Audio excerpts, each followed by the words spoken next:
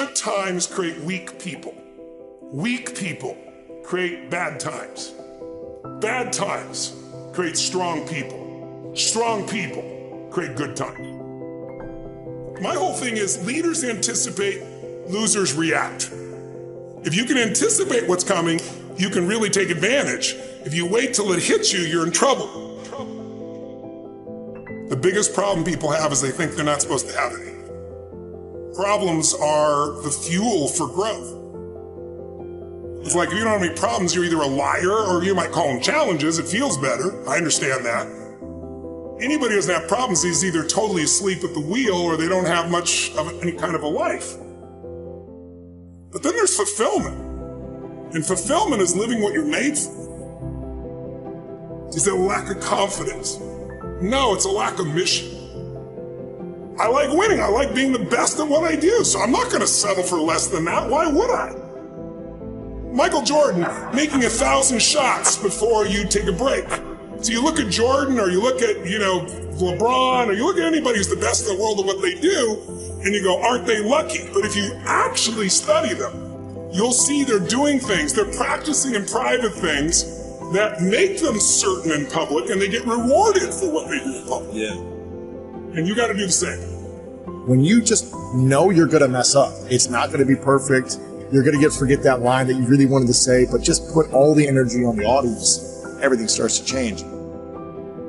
If you stay ready, you don't have to get ready. It's a shift in your identity. Every single day, 6 days a week. What matters? A few subjects, your body, because your energy matters. That energy is low. Everything I just said is worthless to you.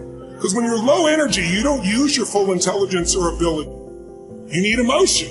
If you don't know how to master your emotion, emotions start wars. Emotion creates peace. Emotion gets you children. Emotion is what can make that business work or fail. And most people don't know how to direct their own emotions. Let me be conscious about feeding my brain things that are going to give me not only inspiration, but insight and skill and tools.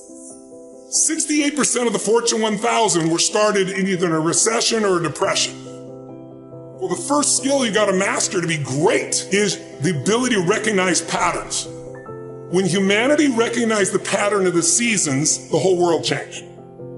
Because we went from hunter-gatherers trying to survive from place to place where we're exposed to everything, to wait a second. If we plant in the springtime, we protect in the summer, we reap in the fall, and then we hang on to some of that so we can live through the winter. That created communities for the first time, and then eventually cities and states and countries.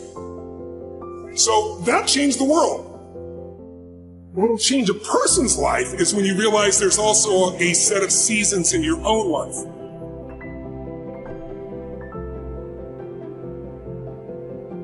And so think of it this way, 0 to 21 is springtime. Things are easy to grow in springtime. You don't have to do that much. Growing as a kid happens naturally.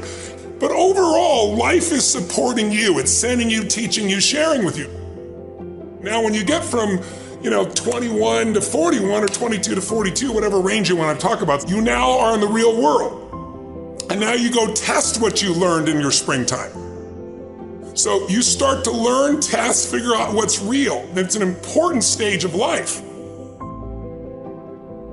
42, 43 to 62, 63 is the power of your life. If you worked hard in the spring and the summer, and you put yourself out there and you planted, it's a reaping time. It's a time when you really become a leader. And then if you're lucky, you go from 63 to 83 and maybe 83 to 103, and you have an extended final season of your life where you get to be the mentor, you get to share. You get to make a difference. And maybe towards the end of your life, people look out for you again after you looked out for everybody else. That's kind of the cycle of life. What if you're born in 1910? World War I ends, the world looks like it's a great place, new technology, cars, radio, and then what happens? An explosion of abundance, the roaring 20s, and so you're a kid, you're 14, 15 years old, and you're like, I can't wait to get a car, to go But what happened when that person hit the next stage of life at 19, 20, 21 years old? As they came of age, it's 1929. And suddenly, people are jumping out of buildings, total depression, dust bowl, nobody's got jobs. It looks horrific, and it was horrific. But did they get a break? No, when they turned 29, it's 1939. It looked like the whole world was going to end. Hitler was sweeping across Europe, bombing London. It literally looked like the world as we know it was over. This is what gives me great optimism for everyone watching here. Winter's not forever. No pandemic lives forever. Everything changes and everything ends. And the good news about winter is it's always followed by springtime. What follows the night? The daytime. What a cool way to set it up if you were God or the universe. The first thing I do every single morning is I go in freezing cold water. And when you jump in, it never feels good to go in, but getting out, you feel incredible. But I do it for a different reason. I do it to train my brain to say, when I say now, it means now. When I say go, we go. I don't stand there because it's cold and go maybe in a minute when I'm ready. But I always do it because I've trained my brain. This is how we work. And if you train your brain to do that every single day, then it'll do it on the more difficult and important things in life. But the essence of it is, I change my body radically, and I do 3 things to make sure that my brain is primed. And what I mean by primed is, most people think their thoughts are their thoughts, Lewis, and you and I know better. Most people just don't understand that you are being primed all the time, and unless you prime yourself, you're going to be primed by the environment. So I want to take control of my brain, so I do 3 quick things. 1, I take 3 minutes of those 10 minutes, after I've changed my body, and I focus on 3 different events in my life that I'm grateful for. I usually pick 2 big ones and 1 small one. It could be as simple as a smile on my daughter's face, and it changes your biochemistry. Then real fast, I do this 3-minute process that's kind of like a blessing, and then 3 minutes, the last 3 minutes are called 3 to Thrive, where I focus on 3 things I want to accomplish, but instead of thinking I want to accomplish, I see, feel, and experience it as done. I feel grateful, I celebrate it, and it trains your brain. So in 10 minutes, I'm done. 3rd thing that I'll do, I immediately send a message or a text or an audio message to somebody as a sincere compliment. And I don't go, dude, great job, or wow, you're cool. I say, hey, listen, I saw you on Tuesday with those kids, and I saw you take that extra 20 minutes no one else did. And I just want you to know, I saw that, I thought that was incredible. So I'm always very specific so they know it's not just some positive thinking bullshit call, it's sincerely doing it. It makes me constantly look for the good in the people I work with. 4th thing I do is whatever I don't want to do, the most challenging part of the day.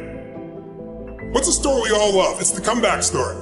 It's the comeback, it's the Rocky, it's that music where all of a sudden you step back up and you take control and rock. Good times create weak people. Weak people create bad times. Bad times create strong people. Strong people create good times.